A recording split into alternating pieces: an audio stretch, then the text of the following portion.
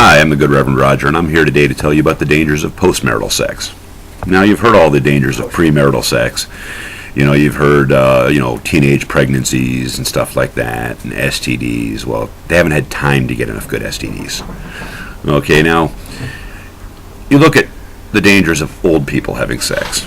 I mean, does anybody really want to think about that?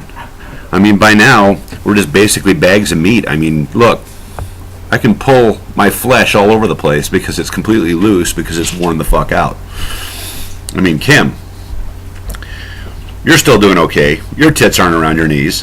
When you lay on your back in the bed, they're not sharing the bed with you, right? No, they're not. I mean, with us, it's like two asthmatic bears wrestling. What? It is. It's like nothing works right anymore. All the stuff that's supposed to be dry is wet, and all the stuff that's wet supposed to be wet is dry. Random organs move around.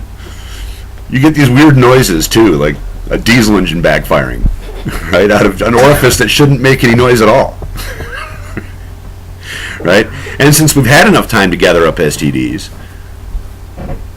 what comes out isn't really what's supposed to come out. You know? I mean, last I checked, jizz isn't supposed to look like Jell-O. Or like lemon meringue custard with little bits of beef in it. Right? It is my considered opinion that it should not be legal for anybody over the age of 40 to have sex unless they have the proof of purchase of 3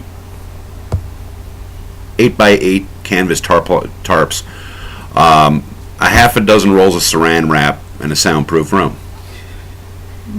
I mean, if you're going to do disgusting, horrible things with bodies that really should just be in a wheelchair, you should probably at least not disturb the neighbors or flood the basement.